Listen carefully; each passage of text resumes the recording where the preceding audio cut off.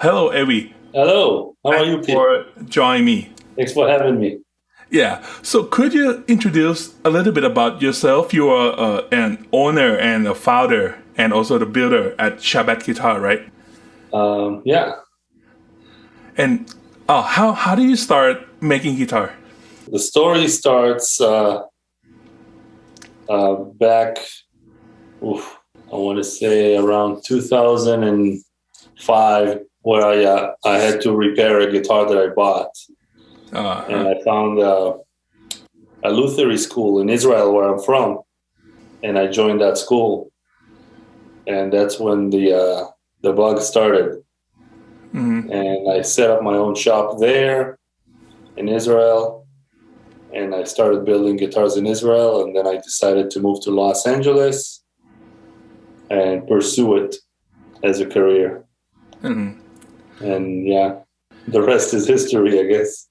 what is your philosophy of making a Shabat guitar? What we are going for here is kind of cooking the best with the best ingredients and not really cutting any corners, and just improving on on the vintage specs that everybody loves, but adding our modern attributes to it. Essentially, keeping it simple and classy and timeless. Yeah, and using all the good old school stuff, but improving on what we feel needs to be improved on. In your opinion, as a guitar maker, what makes a good guitar?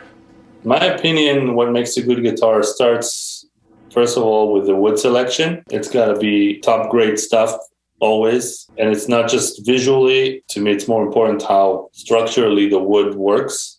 So this is why we insist on a quarter saw necks on all of our guitars.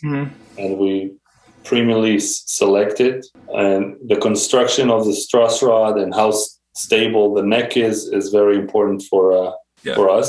Yeah. What I learned is you have like a skunk here, right? You put the person on the back. Even this one has a rosewood fingerboard, which you can place the truss rod from front, but you still put it in the back.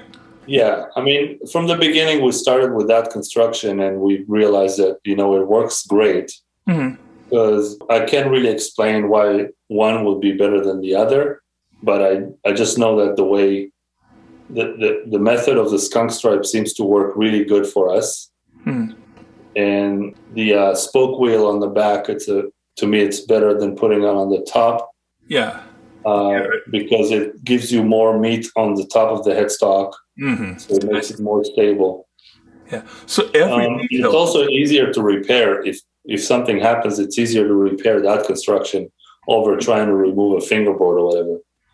But yeah, it's more like, that always worked out for me good, and the results were always great. And I never had a problem with any necks, bowing or coming back or anything like that, or rattling.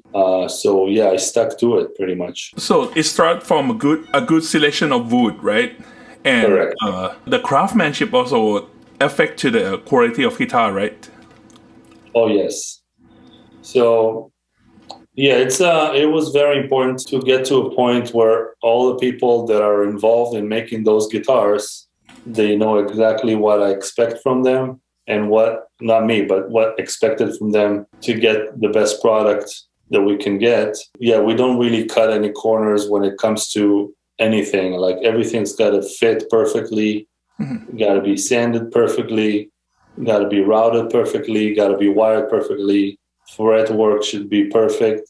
Everything, alignments and all that stuff, you cannot cut any corners, and the result is what you can see in your hand. Yeah. But at the end of the day, it's very simple. When you take the right ingredients and you try out enough times to cook the right meal, eventually you can perfect it. We're not trying to go crazy with anything, but we just do what we know how to do right. And been doing it for over 10 years now, and the results these days are as best, probably the best guitars that we ever made are these days, I can say. for sure. I agree, because the first time I tried Shabat guitar is Ta Warset guitar. I just shooting a video with him, and he just let me try it, and I really fall in love with it. So after that, I contact local dealer, Private Room Guitar, and Kunjok, and start a project of this guitar. That I want something, a Strat, a super Strat, but with something that we haven't seen this in the market. So I think about really the future. So I want the color shifting, which is like today guitar, but really good as a we order it today, play it for 30 years, and we bring that back, right?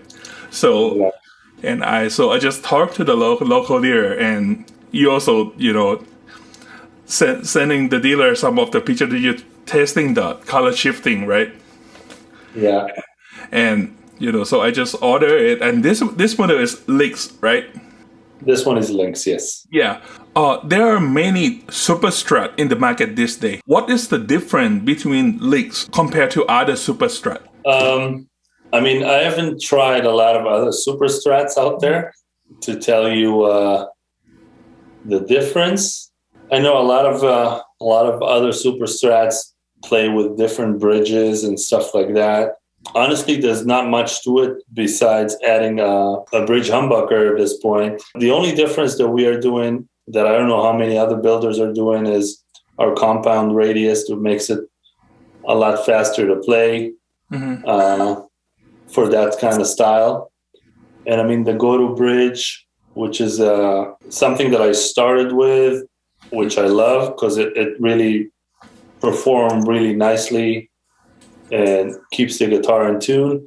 We later on added the six screw bridge, which I like as well, and I feel like it's got its own little thing going for it, and it's got a more of a vintage accurate tone, and it's a little different, but it's cool as well. But yeah, it's at the end of the day, it's pretty simple, and people seem to like it. I think it's one of our most popular models, if not the most popular model that we sell. And yeah, there's nothing to it. Just we do have a coil split option. But yeah, other than that, it's a Strat on steroids. Yeah, right. I still feel a lot of vintage vibe on this Lynx, because some of the super Strat is very modern, too modern. Most of the reasons for just the immediate feel of the modern would be the polyester finish. To me, that's immediately associated with a more modern guitar. And the second you hold on to a nitro thin finish, it already feels a little more alive, a little more open.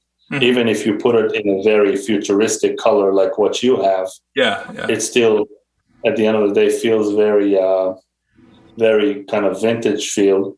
And yeah, also there's not a lot of crazy stuff like locking nuts and locking tuners. I don't believe in that, because I was able to achieve great tuning stability without all those bells and whistles. And to me, those things are sometimes they were added just because they couldn't figure out a way to make a stable guitar from the get-go. So they added all these stabilizers, which, don't get me wrong, I know they have the place and I know they work, but if I can make the operation of the guitar a lot simpler by not adding all those things that you have to tinker with in order to change a string and stuff like that, that's better. To keep it simple and still working. I'm a big fan of just keeping things simple and functional.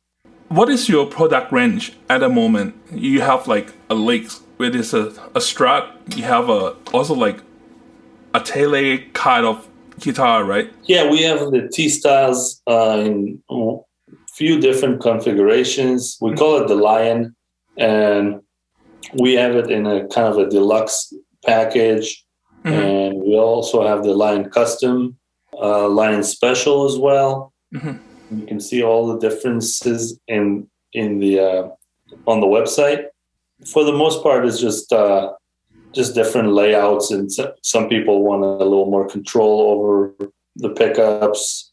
and just the way people are used to play with different models. But essentially, it's the same same kind of layout. Yeah, with the T style, you just cannot go wrong. However, you're gonna put it together.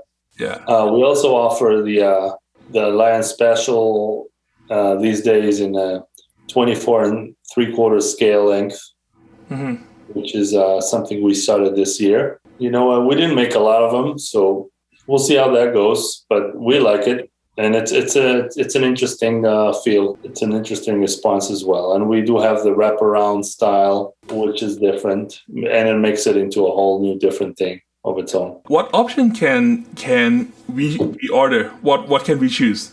I mean, if you look at what PVR just got, seems like the sky is the limit. We pretty much can make any finish somebody wants. There would clearly be upcharges for it. I mean, there are things that we can say no, that we'll say no to, but it's very subjective.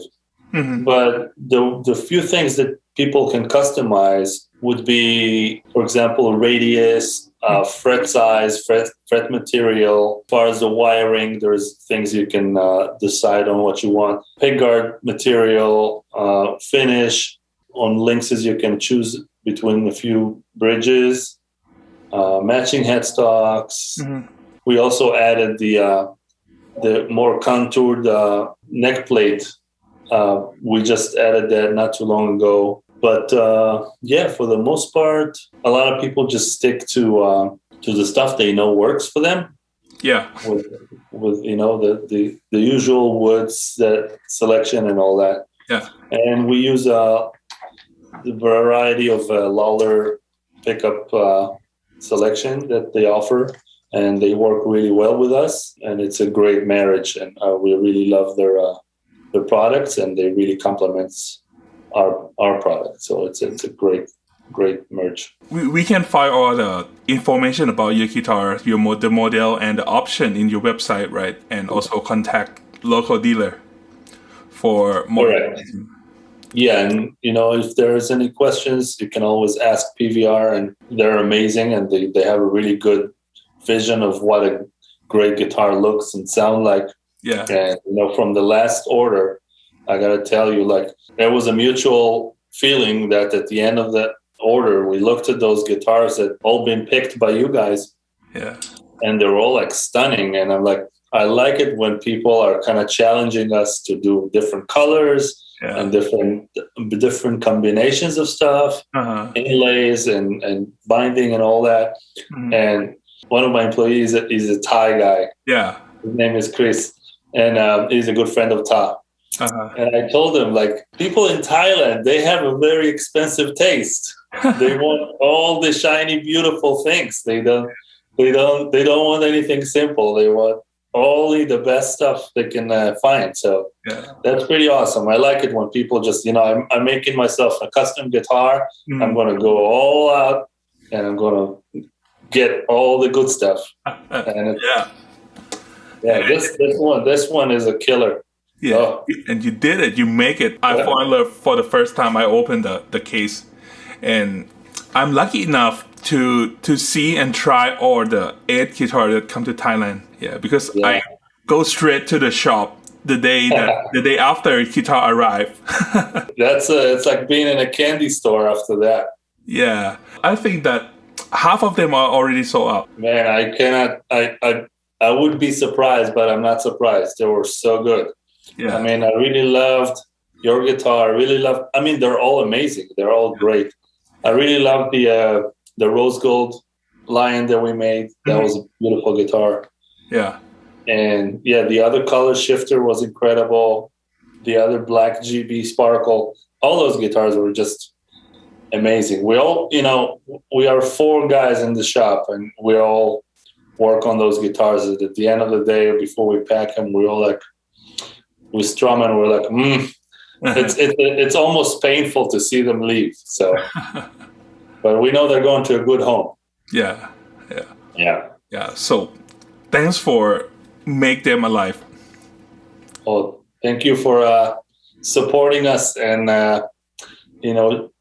seeing our vision and seeing our inspiration, which is that's a two-way street. Like, this is what keeps us going and keeps us happy.